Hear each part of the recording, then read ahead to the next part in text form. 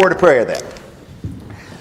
Lord God, thank you so much for giving us this time together, and bless us as we explore the beliefs of other religions, as we think about different belief systems. And maybe even incorporate some of these belief systems into our lives. So give us an openness as we explore a little bit. In your name we pray, amen. Now, to this point we've already, and Ray, you've got the book. Okay, turn it to Buddhism. Turn the book to Buddhism. A little fat guy. No. Good. Yes. Yeah. Well, I just want to make sure. Okay. There's no magazines or anything else in it, right? All right. Because I remember when I was in school. We have been looking at world religions. And in particular, we've been looking at certain religions. Don't want to suggest that all world, because there are thousands of different religions, in the world. So you can't, you just don't have time to look at them all. I don't even know that people know what they all are, But we've been looking at some of the primary major religions of the world, or at least the ones that have had an influence in the West, because that's where we're coming from. And we started by looking at three religions that I've called exclusive religions. And what do I mean by an exclusive religion?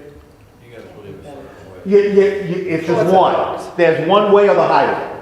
You can only be one of these. You can't be others. Okay? And what are the three exclusive religions? I see them. Well, even broader than that, Judaism. Judaism is an exclusive religion.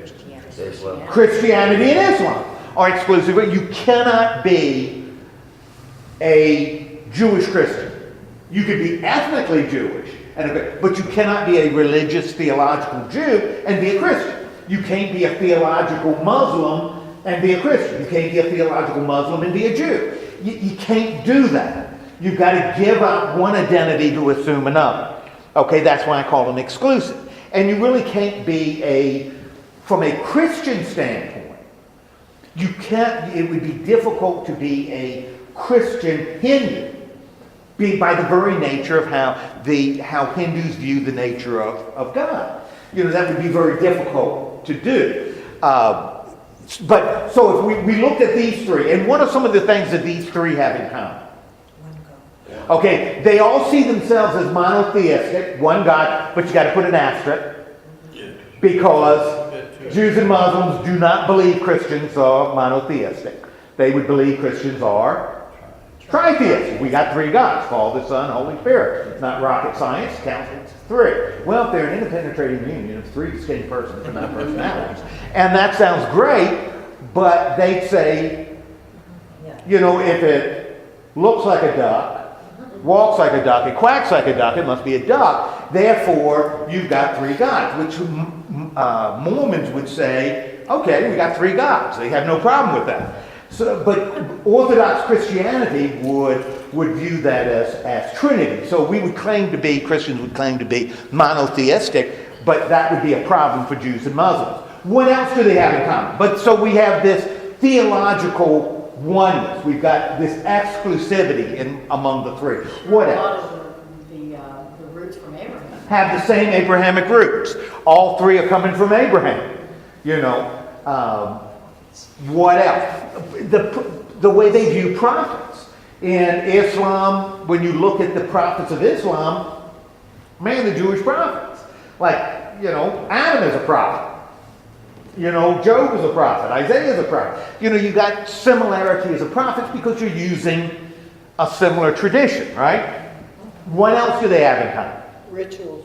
Okay, the rituals are very, very similar if you go across the three religions.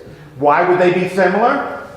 They come from the same source. They all grew up in the same region. You have this interconnectedness of culture. So, it's the same languages become the base of all, although Christianity is going to move increasingly west, which throws it into a Greco-Roman world where you don't have that same dynamic going on within Judaism and Islam, but it's that same stuff happening.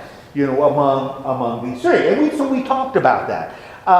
Then as you go further east, you start seeing some, at least from a Western standpoint, belief systems that are a little different, with some fundamental different concepts. And the first one we looked at was Hinduism. And Hinduism is going to grow up where? It's going to be the soil of Hinduism. Okay, it's going to be in India. And what are some of the fundamentals in Hinduism? Multiple gods. Okay, you got this interesting view of God. How would Hindus view God? You can almost, like I put a quotation marks around. Impersonal. Okay, God, whatever God is, it's impersonal. God is impersonal, which means what? God does not care about you. Now, a Hindu, if a Hindu was sitting right here, Hindu wouldn't be offended by what I just said. Because the concept of Godness is more like what can we compare? Because Westerners, we are so ingrained in this personal God. Jews, personal God. Muslims, Deism. personal God. Hindu, different. Deism. Well, it's kind of a deistic God. It's energy. It's a Star Wars God. The Force. Well, the Force is not a personal force that cares about you. It's there. It's energy. It's life. It's intellect. It's reason. Reason isn't personal. Reason doesn't care about your happiness. Reason is just there. So as the Hindus are looking at the nature of reality, or that thing that is beyond, that reality beyond us, it's kind of an impersonal reality that we aspire to, but isn't a reality that necessarily helps us attain it. And so what does become personal? If Hindus don't have a concept of God that is a personal God, what do we have? What do they have? What do we have? The level of their life. Okay, what's that? The next step level. Oh yeah, you got different levels. Where you have Devas, which are created beings, but are divine in that they aren't human. They care about you. And they have powers you don't have. You have avatars, which are human manifestations of these Devas. They care about you and they help you do what you need to do. What else about Hinduism that becomes kind of different? So the concept of God is really different when you talk about Hindus. They're docile. What's that? Hindus are docile. They become more. Why is, and I'm glad you said that, because that's what I had in mind is related to that. Is sort of the root that gets to that. Hindus often tend to be more accepting of their lot in life. Why do Hindus tend to be accepting of? Because if they accept it, their next life will be better. Okay, so a Hindu would believe in what? Okay, reincarnation, so we're saying what? What do Hindus believe? You believe in reincarnation, then you have to believe in what? There's something you have to believe in order to believe in reincarnation. That's it. You've got to believe in the immortality of the soul. If you believe, you probably believe it, because we'll look at Buddhists, which are a little different. But Hindus believe in the immortality of the soul. Therefore, the soul continues. And it continues through cycles. You just cycle through life. Now, since they believe in the immortality of the soul, they're also believing, what about time and existence? There's no start. There's no start, all right? It is a continuum. What is has what? Always been. And will always be. So there's no boom creation. There's no boom termination. It is just existence that continues to to roll. Now, that's kind of fundamental to Hindu belief. And although there may be creation stories, there's a reality on the other side of creation, because something being created is within this existence. Okay? So Hinduism, that's really important. There's not a beginning and an end, which is again different than what Abrahamic religions tend to believe. That there's a place where it starts, history is a line, and there's a place where it ends. Hindus would see neither one here, but a constant revolving. Did you get into the cows? Yeah, we talked about, yes. What about, so being content with your life, since you have multiple lives, you know, what is important isn't, which is another big difference, because Christians, Muslims, and Jews, how many chances do you have to get it right? One. What if you blow it during this lifetime? Hell, you know, maybe, you know, you blow it this time, you burn it, you know. Man, that's a lot of pressure. You know, there's a lot of pressure. You get it right, boom, heaven, woo, man. That's like, you know, throwing the dice. You know, you better get it right. Therefore, you better listen. And I'll tell you, that's another reason I think these Abrahamic religions tend to be so exclusive. Because if I believe that you have one chance to get it right, and if you don't get it right during this lifetime, what's going to happen to Rick? He is going to burn in eternal hell. Sorry, Rick. You know, if he doesn't, then I really want Rick to get it right, unless I don't like it. You know, and then I'll feed him false ideas. But you know, it's really important for Rick to get it right, because he's only got one chance. Hindus, on the other hand, since the soul is immortal and time is continual, you have an infinite number of times to get it right. And if you blow it at this time, you may come back as a slug. Yes, a red-headed slug. Yeah, because I'll tell you, ginger slugs are horrible. But I'll tell you, there's an advantage over Christmas. Ginger slugs are very good to eat. So you could come back as a slug. If you blow it as a ginger slug, you may come back as lice, like head lice. If you blow it as head lice, you may come back as an amoeba. What is it? Amoeba. Thank you. And if you blow it as an amoeba, you come back as a preacher. You know, so it's all a relative thing. And you can't blow it as a preacher because there's nowhere to go. You know. No, I'm kidding about it. I've told you before, I think, that Maggie said, because they teach this in school, Maggie said, my daughter, said, boy, I think I'd like to be Hindu. And I said, Hindu? Why do you want to be Hindu? And she said, I think it's great, because it would mean we would be in the highest caste. Because you would be in the priestly, minister, priestly caste. That's the highest caste. And that would be really cool to be able to look down on everybody else. And I said, that's true. Of course, you can do that without being a Hindu. But I said, that's true. But understand there's a downside to that. That would mean you would have to marry another PK. Another preacher's kid. And she said, never mind. So they got her right off of... Dodge the bullet. Yeah, what's that? Dodge the bullet. Yes, that's right. And you'd have to become a preacher. That would kill it right there. All right. That's what we're talking about here. Now, last time we looked at Buddhism, and started looking at the history. And what is the history of Buddhism in a nutshell? Oh, you mentioned cows. Why do Hindus view cows particularly important? Why? Because their soul, they could be. Well, but so could a pig. Right. So could a.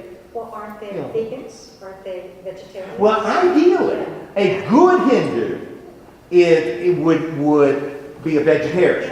That would be a real good Hindu. But if you're not such a good Hindu, you can eat other things. Like But you still don't eat cows. Still don't eat cows. Why don't they eat cows? The dairy. Yes, that's it, Miranda, because of the milk. The cows acquire this maternal view of providing life. And therefore you don't eat a cow because it can provide a lot of milk. Is that all animals then? No, it's focused on cows. Now it becomes really interesting, and just really briefly, we see that same sort of thing though, and I know, John, as you study ancient cultures, you see that in ancient cultures all the time. When you have a law that makes logical sense, we are not going to eat this. Because, and rationally you can understand why. If I eat the cows, if I'm turning all the cows into hamburger, then I'm losing a lot of protein. I am losing an enormous amount of protein. That's why in North Africa, they...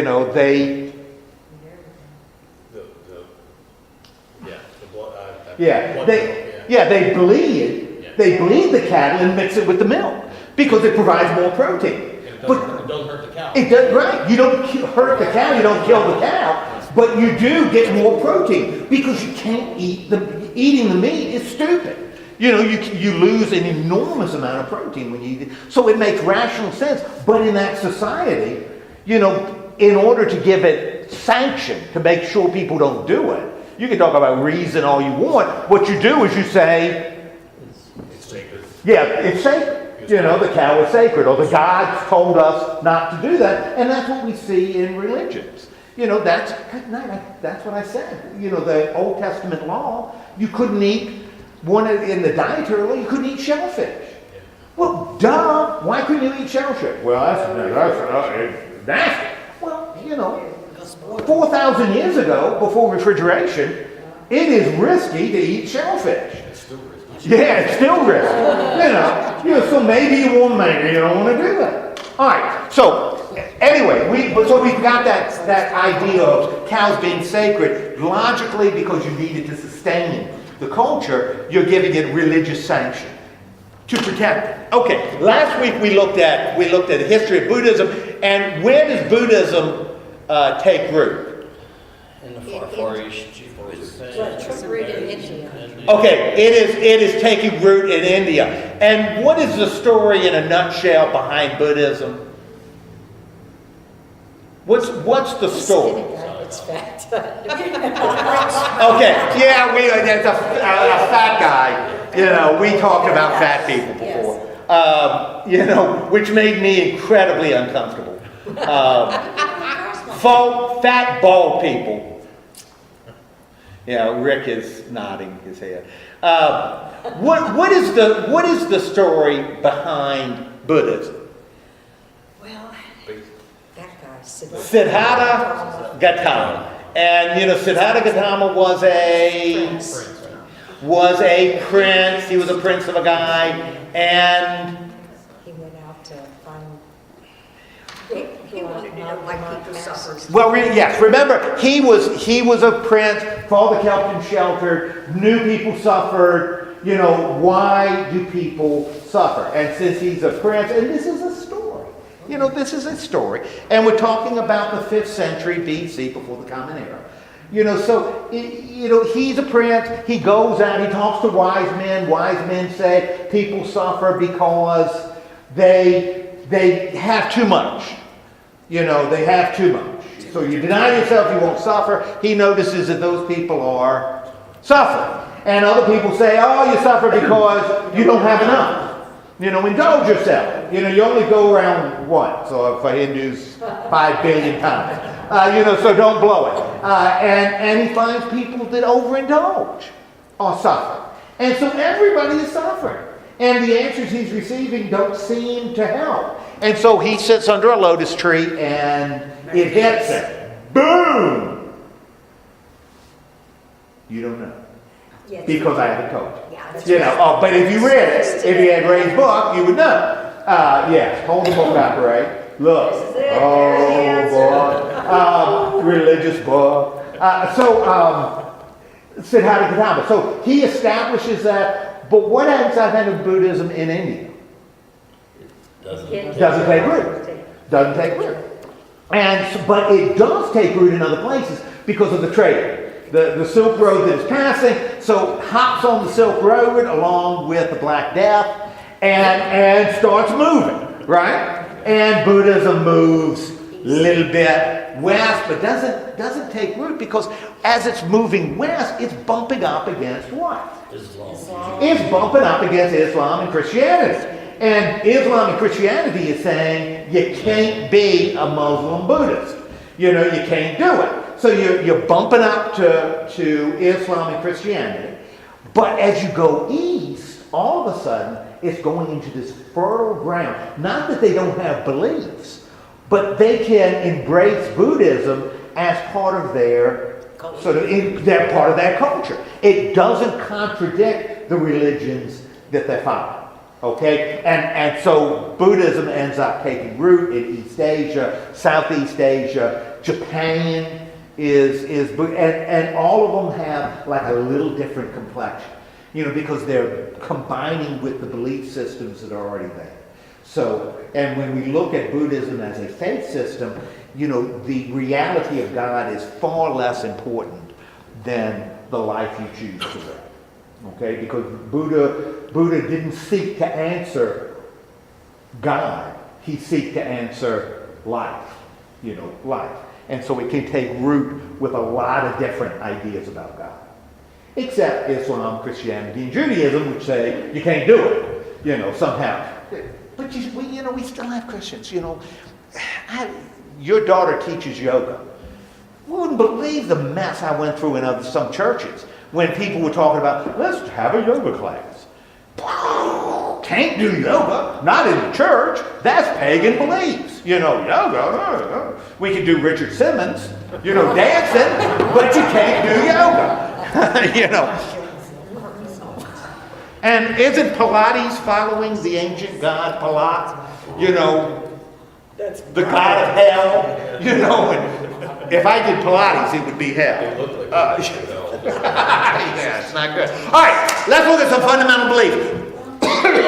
Karma. Now, we talked about karma before, and what do we have here that should bring back some memories? We got a wheel. So Buddhists are sharing this. Remember, coming up in the soil, the theological soil. Now, when we talked about Hinduism, what was karma? What did Hindus believe about karma? What goes around comes around. Okay, sort of what goes around comes around. And when you say what goes around comes around, what do you mean? Okay.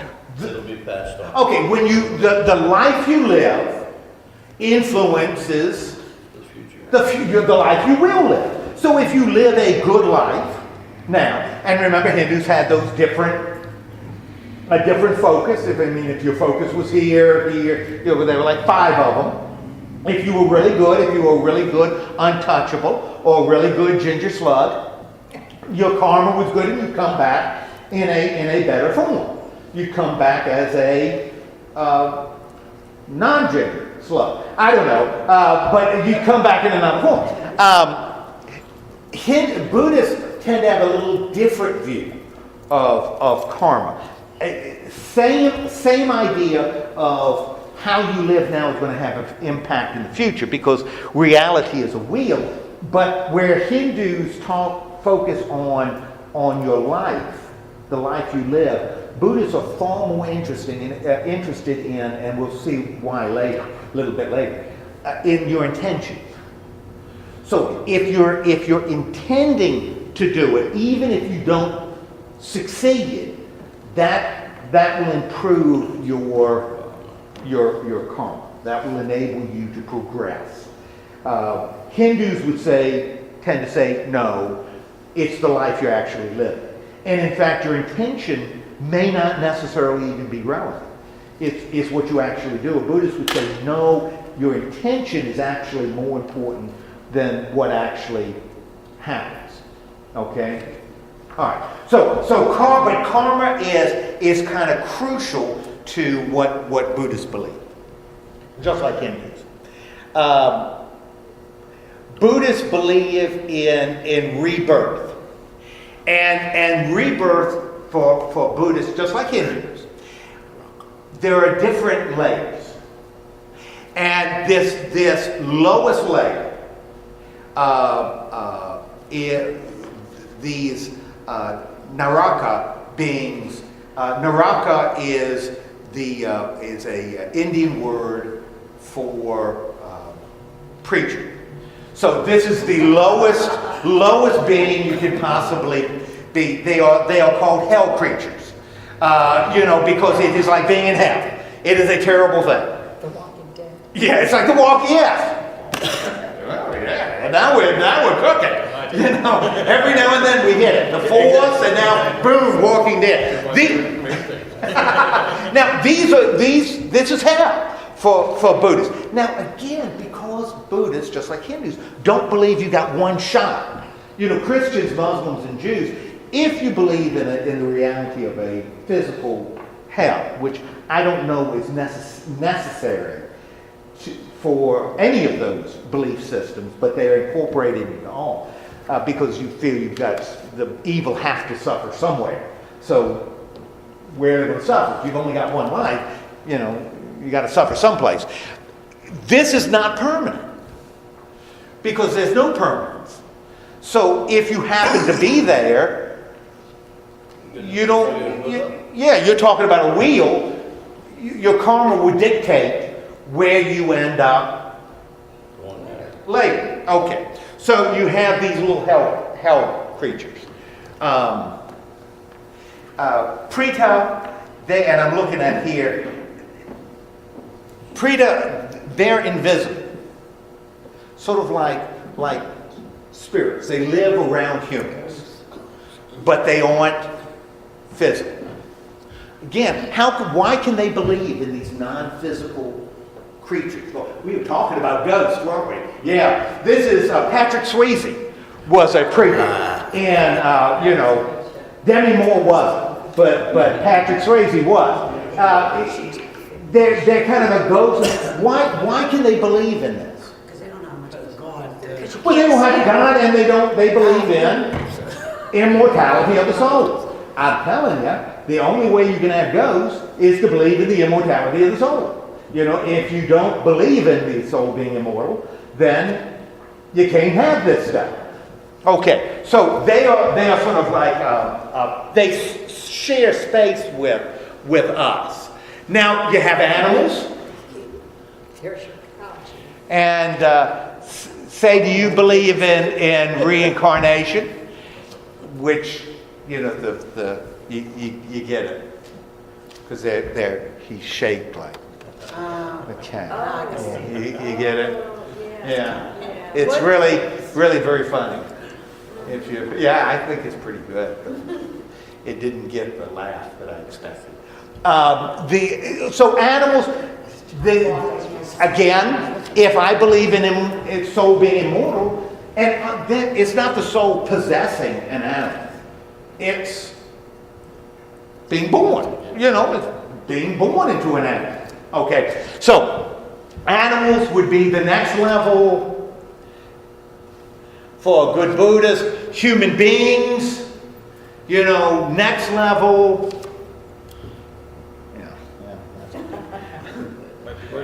I'm not even gonna. The Asuras are like the Hindu Devas, so they are, higher levels. And the Devas are above the Asuras. We're moving closer to, and we'll talk about this in a minute, what Hindus view as perfection. And when you reach perfection, you escape the circular thing and join the Force. Yes. And that's where they get the superstar business about being a diva? Is that they Of course. from this? Of course. Yeah. That's why they call them divas. Okay. So anyway, in Buddhism, now this is very similar to what? Hinduism. Okay, very, very similar to Hinduism. Now, what is the difference here with Christianity? Everything. Yeah. Okay, you say Everything. everything. What is everything? We don't believe in reincarnation. We don't believe we'll come back into another animal. We have one God, and we do have angels, so I don't know if the Devas would be like angels. Exactly. You know, this is what we're talking about. We're talking about angels here. You know. Okay. Difference between Christianity and Buddhism. It comes to that revolution. Now, what's interesting is there's, well, I don't even want to get into that because it's unimportant. Okay, so for Buddhism, rebirth, just like for Hindus, is important. Now, remember Siddhartha Gautama was concerned about what? Suffering. Why do people suffer? You know, and I'll tell you, I see suffering. I don't know about you, but I see suffering all the time. I mean, good gracious me. Every time I stand up and do a sermon, I look out and see human suffering.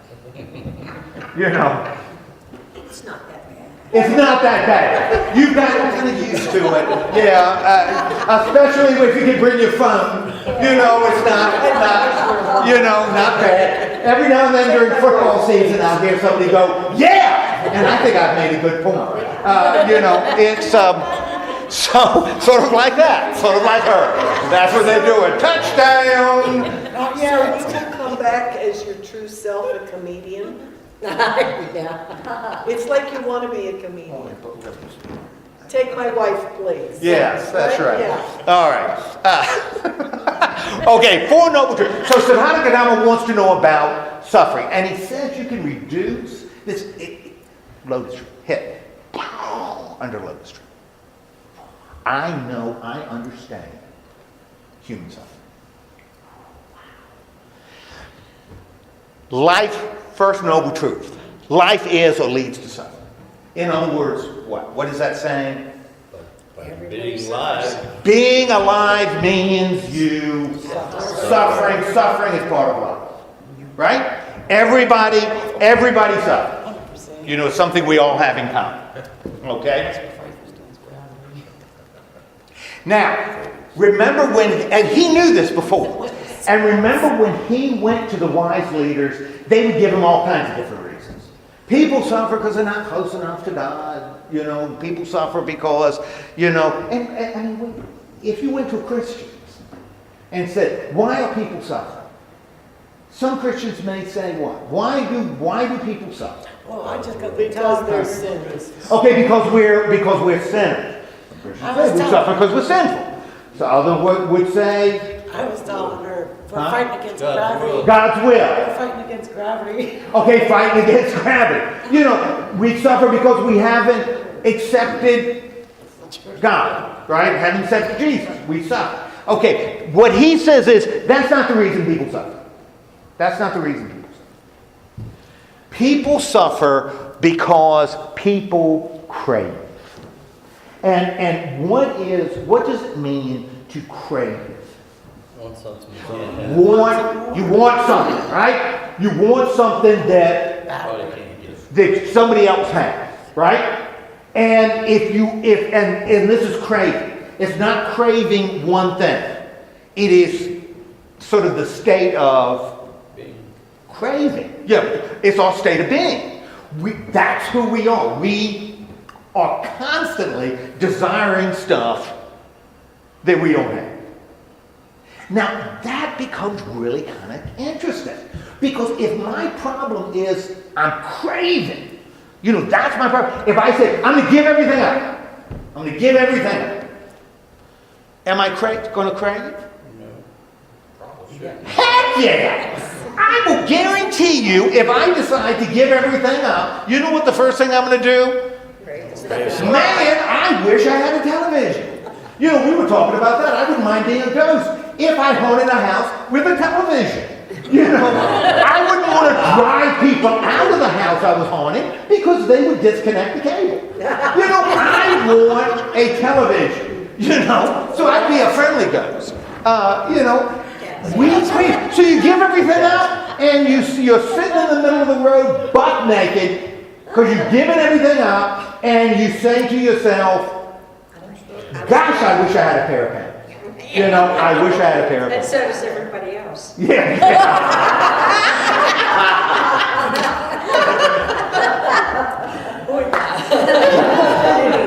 Everybody's comedians. Boom! all right, so you're great. Now, indulging. So that doesn't work. If I indulge, if I do like the Greek Epicureans and say, I am going to live my life to the full, sort of like it says in Ecclesiastes, eat, drink, be merry. I am going to indulge myself. Then you don't crave anymore, right? You've overcome craving. No, you want more. Yes! The better One of the wine, I want more. I want more. I want better. I want more. Our founding fathers talked about it earlier today. Our founding fathers assumed, now you'll laugh at this, our founding fathers assumed that, and I'm talking about Jefferson, I'm talking about Madison, I'm talking about Adams, they all had the same philosophy. Jean knows it because we've talked about it several times. John does too. Our founding fathers really wanted wealthy people to run the government. They set it up so, and Sandy knows it too, set it up so that, and I said it, Bob, I'm going on now, everybody knows it. They set it up so that the wealthy people could be in control. That's why they put property requirements on voting. And the reason they did that is the assumption is, now you'll laugh, because it sounds really silly. Once you were wealthy, you wouldn't want any more. If you had all the money you could spend, you wouldn't want to make any more. And therefore you would you could serve, your life could be devoted to helping others, not helping yourself. And so those are the people you want in charge, because if you get poor people in charge, what are the poor people going to want? Money! They're going to be wanting, so they're going to be stealing, they're going to be shifting, perverting the government to meet their own needs. But if you have really rich people in charge, they won't use the government to make themselves richer. Instead, they would be giving. And that was really the Enlightenment assumption. And that's why they set the system up that wealthy people could be in charge. Now we know what? That's crazy. And Siddhartha Gautama knew that was crazy. Because if you've got $500 billion, what do you want? More. 500 billion and one. You gotta have more. You gotta have better. Not except Henry. But what you don't know is kind of money we don't need anymore. okay. I'm going to vote for you, Henry, for presidency next time. There's going to be a Henry movement. All right, so that doesn't work either. So if our problem is that we crave it, having a lot or having nothing doesn't work, neither does anything in between. Because but as long as we're craving, we are going to what? We're going to suffer. Okay, so we've got to deal with this suffering, and the suffering is caused by craving. Therefore, you're going to have to do something about the craving to solve the suffering, because suffering ends when craving ends. So all you have to do is stop craving. Okay, so there you go. Just stop craving. Mine will end because we can't live in this picture. But she's happy. She isn't craving anymore. But does this end physical pain and This suffering? ends. Well, see, what he's going to say is that physical suffering is irrelevant, because that doesn't involve the soul. This is a spiritual suffering. He's not talking about disease, death, because that's not all that important, because life just continues in a circle. So physical pain, and this is very similar to what some groups affiliated with Christianity would say, like Christian Scientists. Your body suffering is irrelevant. Doesn't mean anything. It's your body that's suffering. It's the soul, it's the spirit that needs to be pure. That's what he's talking about here. He's not talking about physical. He's talking about that emotional sort of angst that we have. You know, then you solve, you solve suffering by ending your craving. And so the $64 question is, how do you end craving? Reaching this liberated state is achieved by following the path laid out by Buddha, by Siddhartha Gautama. So in other words, these are the Four Noble Truths. You know, this is life in a nutshell. You know, if you want to overdeal with the suffering that you're facing, you've got to solve the craving, and you solve the craving by doing what? Following what Buddha taught. Now, as you look at these ideas, what's your opinion of this, the logic here? They have more of You following logic? No, yeah. Number one, who explains, who put Buddha in charge? He did. He is. God. Some prince, an author, and he says, okay, so I'm going to be Buddha, and this is the four. Exactly. But where did he come from? He was Indian.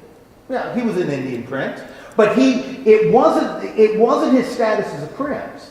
It was the fact that he was enlightened. And we're going to see later that And becomes from kind of where? the goal. From where? He just... Observation. Well, not even that. Because see, what you're doing is you're talking as a Westerner. Yeah. You know, But from the force, he was enlightened by he the was force. enlightened by that which is. Hindu at the time before he became Absolutely. a Buddhist. Absolutely. And what he found was that the Hindu system just wasn't solving what he saw as the key to the soul sickness that we all go through. And the soul sickness is this craving. You know, and Hindus did nothing about that. You know, so following Hindu theology, what you do is you carry that sickness from life to life to life to life to life. And the key is to break that sickness cycle. And that's the only way you're going to be elevated. That's the only way you can improve, is to break this, because you're still carrying around that suffering, regardless of what you're doing. Okay. So you've got to follow his teaching, and the teaching that Buddha left was called the Eightfold Path. Now, if you do this, you will reduce your craving, and if you reduce your craving, you will reduce your suffering. Oh, and be enlightened. So that I can be the new Buddha. Absolutely. What do I need Absolutely. this guy for? Well, you could, but the question is, are you enlightened? Have you become enlightened? Well, who's going to give me the test? Yeah. Or just whether these ideas that you're offering work. I mean, it's safe to say that Siddhartha Gautama was not divine in there. No, He was absolutely as not. human as anybody else. He was, and if he were here, that's why we talked about last time that wonderful song from The King and I about, you know, when they're telling the story of Uncle Tom's Cabin, they're praying to Buddha. No. Buddhists will never pray to Buddha. Now, Buddha may help focus their thoughts, but they're not seeing him as a divine figure. Well, yeah, he's part of it, yes, but it's not a personal. But the same way we are a part of it. Exactly, exactly, and that's what Buddhists see, and that's even different than Hindus. That's what they see as it, and we're all part of it. We just don't know, and this is the way to find out that we are. Okay. All right, Eightfold Path. Right view. In other words, right view would be you gotta work on your view. You gotta understand what's going on around you, right? Now, what does that involve? Getting your mind a right view. What part of your body does that involve? The human, Your mind, yeah, your mind. Okay, right intention. Well, that's a tough one. Well, intention Nobody really is. knows your intention. What's that? Your resolve. Yeah, you resolve. You know, this is what I intend to do. What does that involve? You got to get your mind right. You got to get your view right, your thoughts right, your intentions right. Okay? That's 2. 3, right speech. Talk right. What's that? Talk right. Talk right, but I mean more than talking right. I mean, what you're supposed to. Yeah, what would be right speech? What you was being taught. Yeah, be using what you say. You know, not using what you say to do what? Get mad. You lousy excuse for a human being. Right speech? No, of course not. All right, so if we're talking about thought, now we're talking about action, right? Right action. You know, you treat other people like you would want to be. Golly Moses, wait a minute. Whoa, whoa, whoa, whoa, whoa. Treating other people like you would like to be treated. Wait a minute, whoa. I'm experiencing deja vu. Yeah, everybody who is a Christian, because who talked about love your neighbor? Jesus did. Yeah, as you would love yourself. Woo. Just did that on the sermon. Oh yeah, huh? Maybe Jesus was. Right action. But that's what right action is. Right livelihood. What are we talking about? You want to be with cravings? You got to get to the way you what? Earn a living. You got to get that straightened out. You know, if you ever want to come to grip with this soul suffering, you got to look at the way you earn your living. Okay, right effort. Isn't that the same as action? Well, maybe. Or that you at least make the effort. It might not be as high up as Effort is completing the the action of all the other action. things. Yeah. Effort's like the action of all the other things. Okay. That's you. And right concentration. Okay, so concentration is, Concentrate on what you're doing. yeah, getting your mind focused. She said that's the same as That's what I said. It seemed like it's a- Well, how might mindfulness and concentration be slightly different? Both of them involve what? Brain. Mastery over your mind. Mastery over your mind. If you get this right, then you're moving towards, Something better. enlightenment, perfection. Okay? And when we talk about enlightenment, in Buddhism, you're dealing with what? Not a band from Seattle. You're dealing with Nirvana, right? And Nirvana isn't, again, because Westerners, good Christians, like to relate it to, use Christian images. This is not heaven. Nirvana is in heaven. Nirvana is perfection. it. Whatever you want it to be. Well, Nirvana is it. The difference between Buddhist and Hindu, and again, you got these different Buddhist groups, because they've taken root in other cultures. But for most Buddhists, Nirvana, they don't view, and Hindus are a little, when they talk about the Brahman, they view that as something separate from themselves. So you got the immortal soul that seeks to be part of the Brahman. And I said last time, like a drop of water in an ocean. You join the force, or you join reason, or you join. Hindus see it as a little different, because Nirvana isn't a place you aspire to. It is a reality in which you are already a part. We are all part of this Nirvana. What it is we're not able to recognize it in kind until we reach that enlightened state where we recognize and understand exactly who we are and what we are in connection with everything else in the universe. Pretty deep stuff, isn't it? Yeah, I've never made it. Well, Buddha would say what? Well, yeah, you're probably not. But Sandy, you've got thousands of lives to do it. So I can do it next Yes. This isn't something you do. It's sort of like Groundhog Day. You know, it really is. It's kind of like Groundhog Day. That you get to do it over and over and over again until you finally reach this point where the suffering is gone. You have dealt with that soul sickness. And now you're ready to become part of, or recognize that you're already part of it. When the monks set themselves on fire, do they think they're getting it? No. They're just moving but they're moving closer to it. Because, see, their life isn't relevant. You know, their physical life isn't relevant. And that is really hard for Westerners, for us to grasp. Even in some Abrahamic religions, like some Islamic folks. Christian, you know one of the biggest problems with early Christian, in the early Christian church, and we're talking about before Constantine in the early 4th century. You had a real problem in the early Christian church.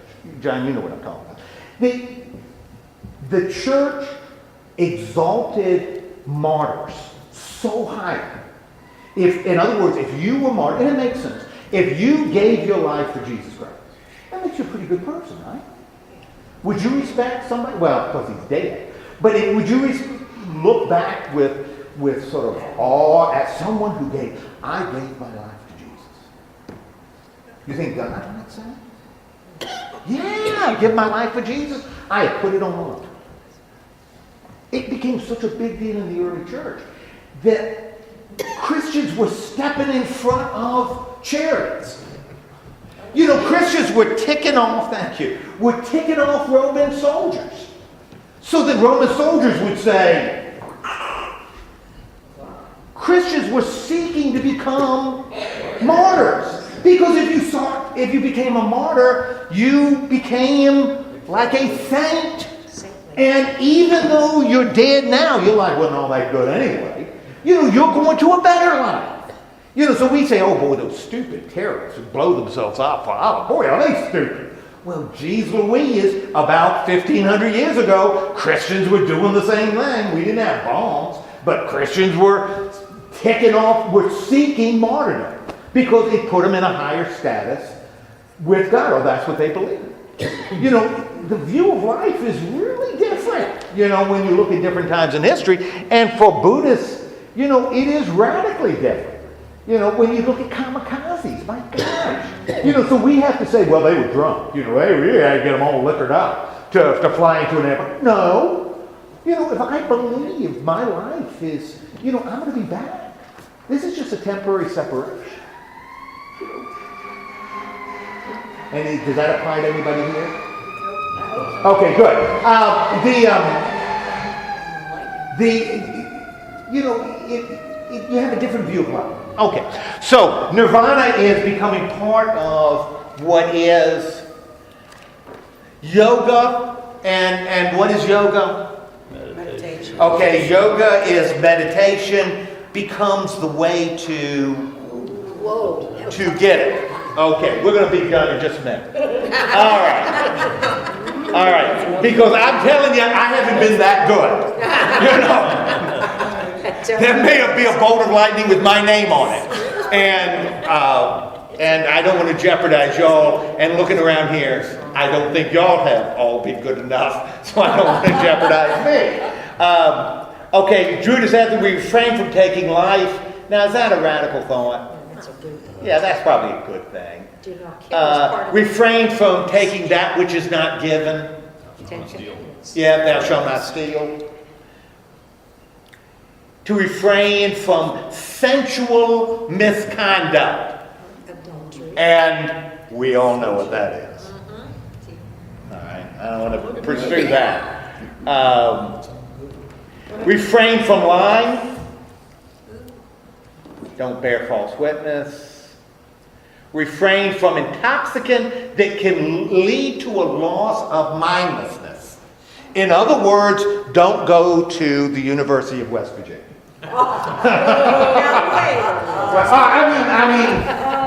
Actually, don't go to any college.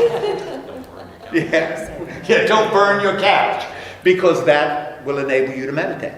Okay, well that makes sense though. If part of the Eightfold or the Eightfold path is getting your mind straight, the last thing you want to do is mess with your mind. You know, it's going to screw up other things. All right, good. How would Buddhists approach other belief systems? They would accept them. Who cares what Orlando Bloom thinks? Well, he's a good-looking guy. Don't you think? No. You don't think so? Who thinks Orlando Bloom is a good-looking? Debbie does. Yeah, You know, I'm strictly heterosexual, but I think he looks pretty good.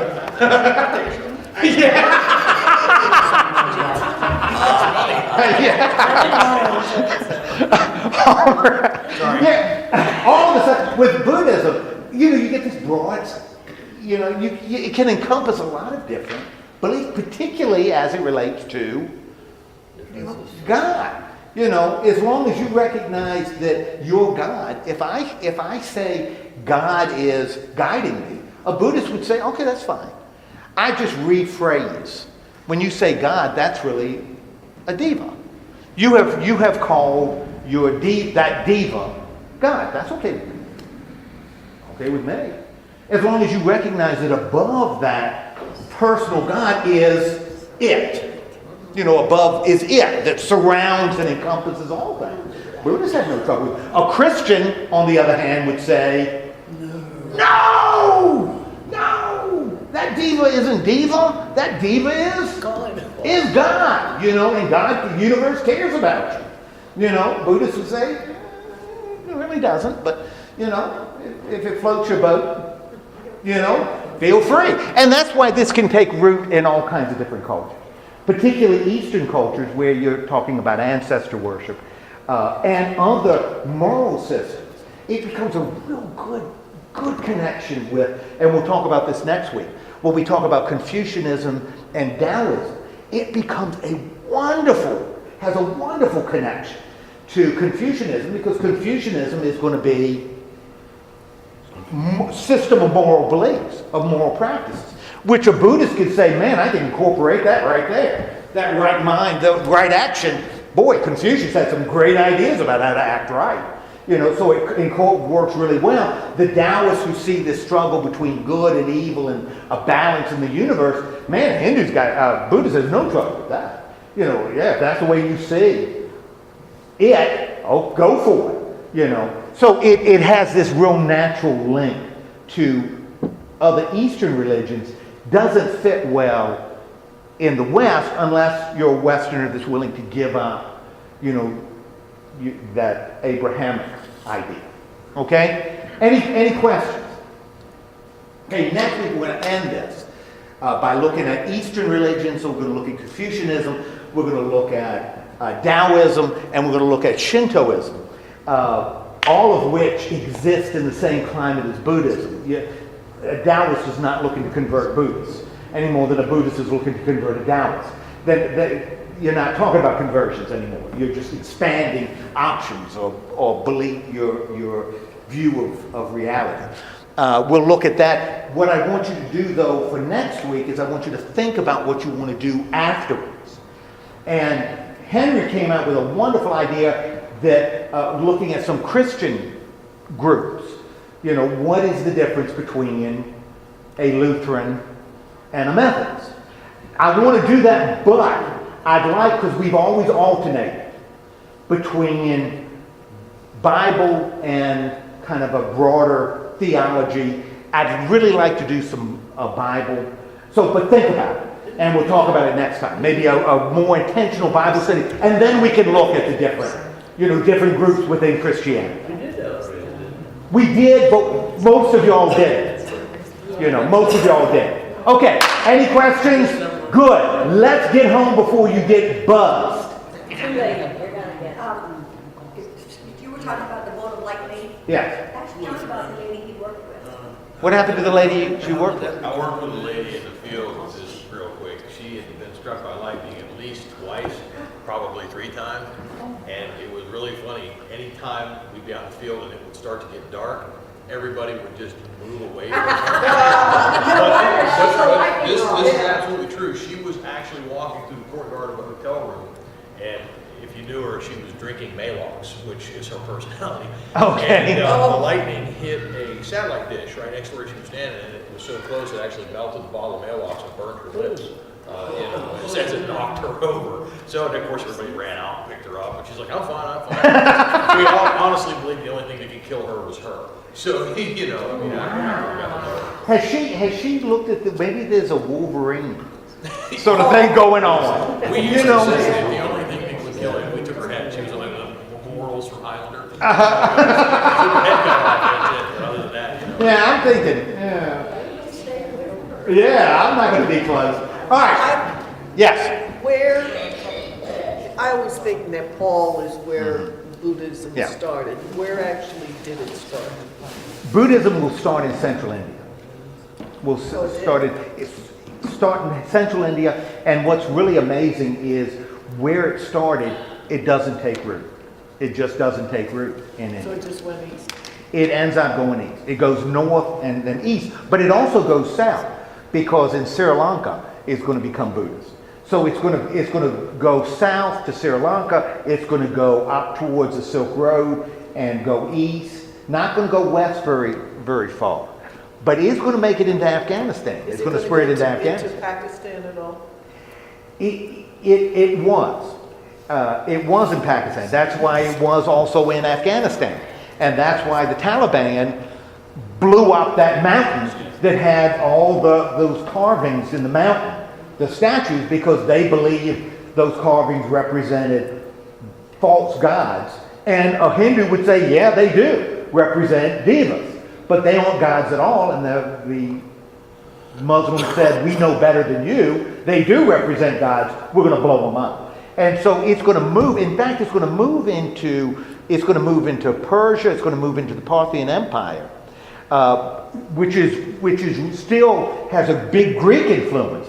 Because what we end up seeing with Buddhism and Hinduism, with this immortal soul business, is there's going to be an affinity with a lot of Greek philosophy, a lot of Platonic and Neoplatonic ideas, because they believe that there's a reality beyond us, and that's going to be comfortable with some of the things that Buddhists teach. Yes, there's a reality, and that's an impersonal reality. Which is what the Neoplatonists are going to teach. And so it's going to take root, it's going to have an influence in Persia, but Persia is going to become, we're not going to look at this religion, Zoroastrian, which has a very definite view of good versus evil, and all of that's going to be overwhelmed by Islam. But it's Hindu and Buddhism who are really big into reincarnation. Hindu and Buddhism are going to be really big into reincarnation. Because Persians are. No. Well, Persians are going to end up being Islam, just like Islam is going to sweep through the Christian Middle East. Egypt was probably the strongest. Christianity had its strongest root in Egypt, but Islam is just going to. The Coptics.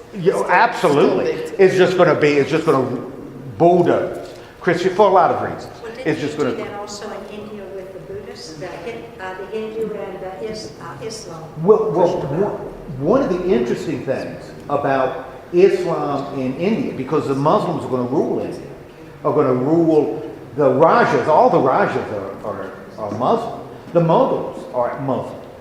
Because Genghis Khan is going to become, the Mongols are going to become Muslim. Tamerlane is going to be Muslim. So all of it, they're going to become Muslim.